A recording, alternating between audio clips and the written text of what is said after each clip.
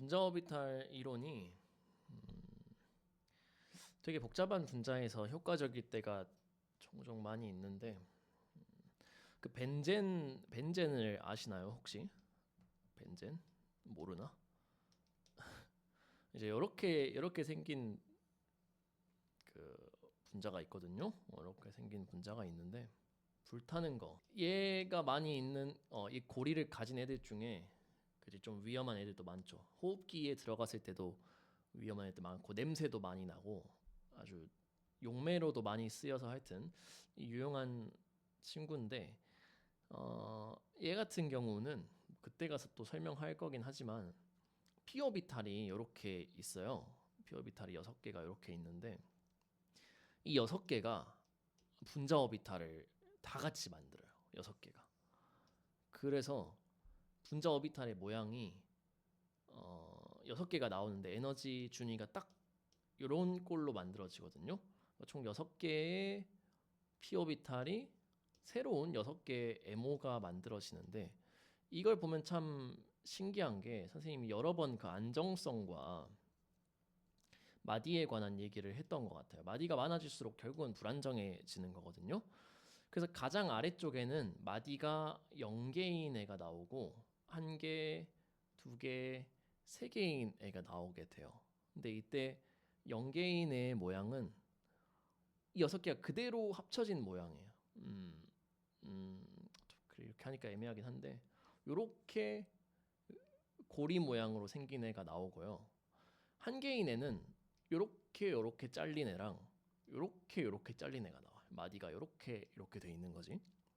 2개인 애는 요렇게 그리고 요렇게 마디가 위아래로 잘린 애랑 대각으로 잘린 애가 나오고 마지막에는 이렇게 나오는 거죠. 이렇게 나와서 마디가 3개인 애가 나오거든요. 그래서 사실 분자 오비탈의 좀 장점은 다원자에서 물질에서 그 에너지 도표를 되게 효과적으로 설명해줘요. 우리가 원자과 결합 이론을 통한 구조는 설명이 되지만 각각의 결합과 실제 전자의 에너지가 얼마나 되냐는 사실 되게 알기가 힘든데 그 분자를 전체에서 보면서 전자의 에너지를 파악할 수 있는 사실은 되게 효과적이고 의미 있는 이론이다. 그냥 여러분을 왜 설득하고 싶은지 모르겠지만 뭐 그렇습니다. 그러고 우리는 뭐 이제 문제 풀이를 한번 해볼 건데요. 2번은 여러분들이 충분히 할 수 있는 문제가 되겠습니다. 선생님이 얘기했던 전자 배치 저번 시간에 좀 써줬던 것 같아요. 오비탈을 이용한 분자 오비탈을 이용한 전자 배치 표기법을 간단하게 얘기했던 것 같고 교재에도 있으니까 모르겠으면 참고하시거나 질문하셔도 됩니다. 결합 차수도 계산하는 법 우리가 같이 확인을 해봤고요. 상자성인지 반자성인지 확인하는 방법도 좀 알려드렸습니다. 산소 분자는 사실 우리가 같이 했으니까 어렵지 않을 것 같은데 요 2개는 처음 보는 애들이죠. 얘를 분자라고 해야 될지 이온이라고 해야 될지 화학종이라고 애매한 말을 써놨는데 자 이거 있는 그대로 해석하세요. 자 산소 분자에서 뭐를 한 거다? 전자 2개를 뗀 애가 O2 플러스고요. 얘는 산소 분자에 전자 2개를 첨가한 애다라는 의미입니다. 자 이거 하여튼 잘 이해하셔야 돼요. 자 O2 플러스와 O2 플러스가 결합을 이룬 게 아닙니다. O2가 전자를 2개 잃은 겁니다. 자 이거 한번 참고하셔서 왼쪽에 1s 가운데부터 그릴까요? 아니까 이렇게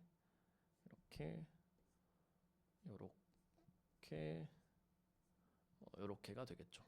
그래서 요렇게 3개가 원래 있었고 이렇게 3개가 있었을 것이고 그지? 이렇게랑 하나 이렇게 하나 이렇게 있었겠죠.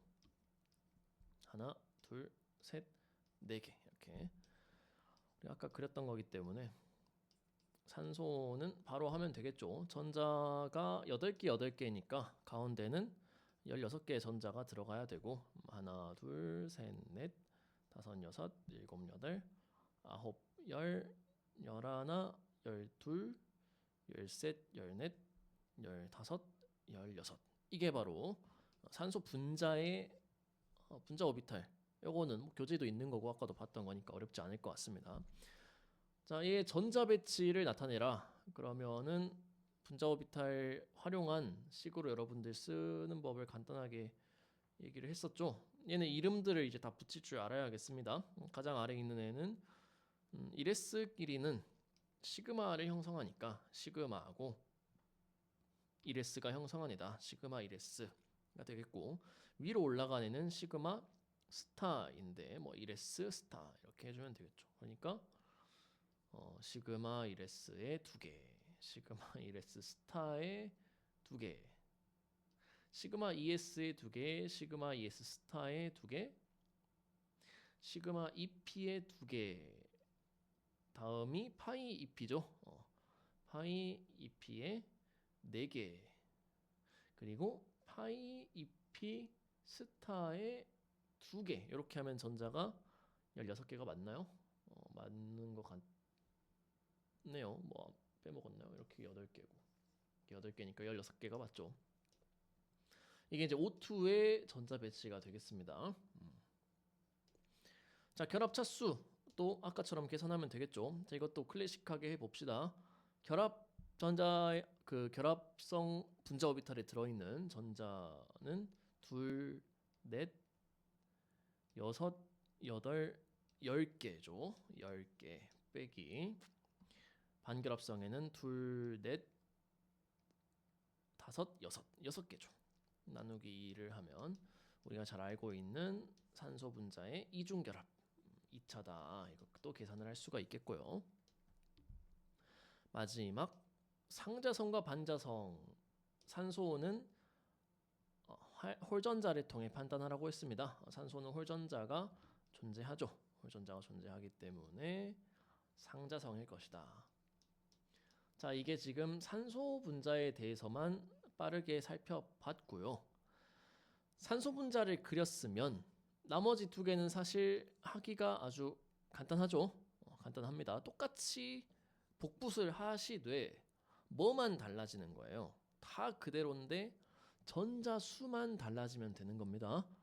가운데 있는 2+면 산소 분자에서 전자 2개를 이탈시켜라, 떼어내라 라는 거고, 이온화 할 때는 어디부터 이온화가 되니까 위에 있는 애부터 이온화가 되니까 어디 분자 오비탈 게 빠져나갈 거다? 파이 EP 스타에 있는 2개가 이온화 할 거란 말입니다.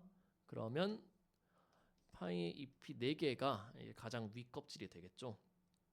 그러면 시그마 EP 2개까지 해서 원래는 이렇게 해서 2차라는 결합 차수였는데 위에 2개가 없어질 경우, 이렇게 없어질 경우 결합 차수는 어떻게 될 거다? 6 빼기 0 나누기 2니까 3차가 될 거다라는 거고요. 2개의 결합 에너지를 비교하면 누가 더 강할 거다? 산소와 산소 2+ 중에 결합 세기는 2+가 더 강할 거다라는 겁니다. 왜? 결합 차수가 높으니까. 사실 요대로만 보면 감이 안 와요. 전자를 잃었으니까 더 뭔가 불안정해졌을 것 같기도 하고 강해졌을까 싶기도 한데 강해집니다. 산소 분자 같은 경우는 3차가 될 것이고요. 이때 과연 자성도 변화를 할까라고 했을 때 홀전자를 가지고 있던 부분에서 전자가 없어졌죠.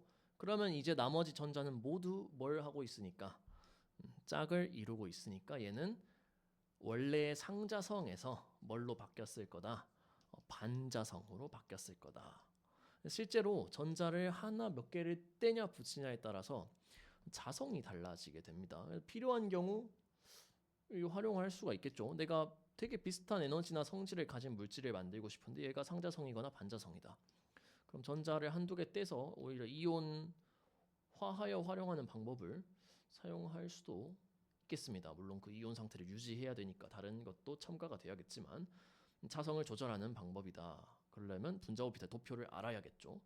어쨌든 그래서 반자성이 되고요. 가운데에는 지금 3차의 반자성이죠.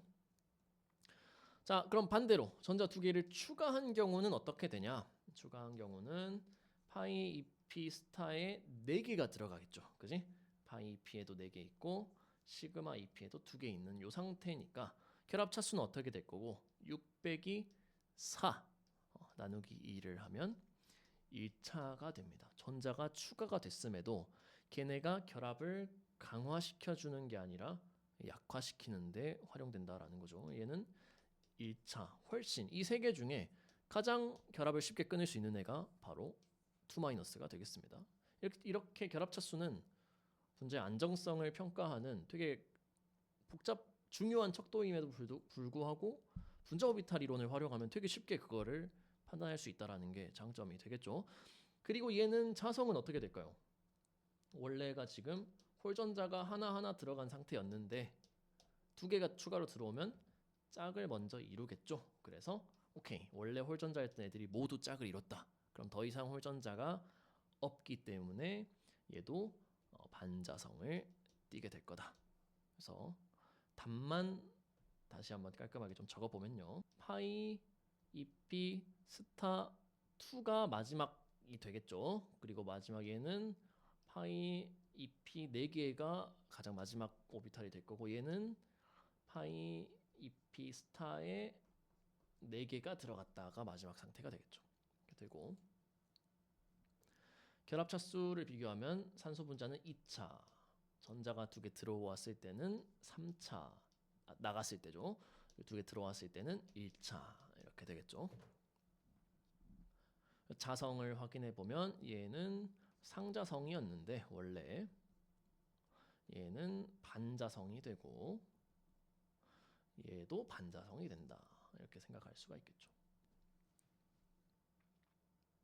근데 그걸 이제 그려보면 이해하겠지만 뭐 간단하니까 이렇게 갑시다. 어차피 시간도 있으니까 둘 하나 했을 때 얘는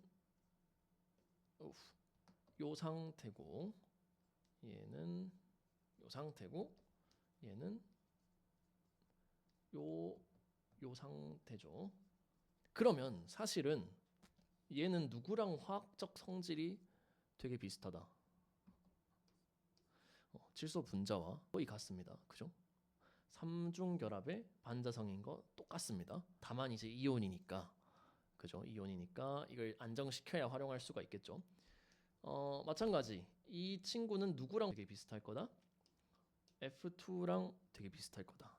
라는 것도 생각할 수가 있겠고, 얘네와 비교했을 때 결합 에너지도 크게 차이는 안 납니다. 하지만 차이는 있죠. 왜냐하면 원자 핵이 다르니까 핵전하로 인해 에너지 차이는 있지만 원자과 전자가 똑같이 배치되어 있기 때문에 되게 유사한 화학종이다라는 거를 생각해 볼 수가 있겠고, 요거를 좀 더 확장해 보면 우리 동위원소의 개념을 여러분들이 대충은 알 것 같은데 원자량도 좀 다르죠. 그치? N2와 O2면 O2가 더 무겁지. 비슷하면서 질량이 무거워지는 뭐 하여튼 그런 것도 잘하면 비교를 해볼 수가 있다. 비교해 볼 수 있는 좋은 비교 대상이 될 수는 있겠다. 뭐 그런 식으로 분자 오비탈 이론을 다양하게 적용할 수 있기 때문에 이 이론은 아직도 잘 받아들여지고 활용되고 있다. 이렇게 이해하시면 될 것 같습니다. 이 내용이 뒤쪽에서 좀 연결돼서 많이 이제 쓰일 거예요. 우리가 이렇게 계속 결합에 대해서 좀 디테일하게 다루는 건 이게 결국은 분자의 성질에 특히 화학적 성질, 어떤 반응을 하냐, 뭐 색깔은 어떻냐, 뭐얘 세기, 반응성은 어떻냐 이런 것들에 이 분자 오비탈이 아주 엄청난 역할을 합니다. 그래서 기초적인 이해를 먼저 하는 거다 싶으면 좋겠고 뒤쪽에서 좀 활용할 일이 있을 것 같으니까 그때 가서 좀 더 자세히 보도록 하고요. 일단은 이번 소단원은 마무리를 하도록 하겠습니다.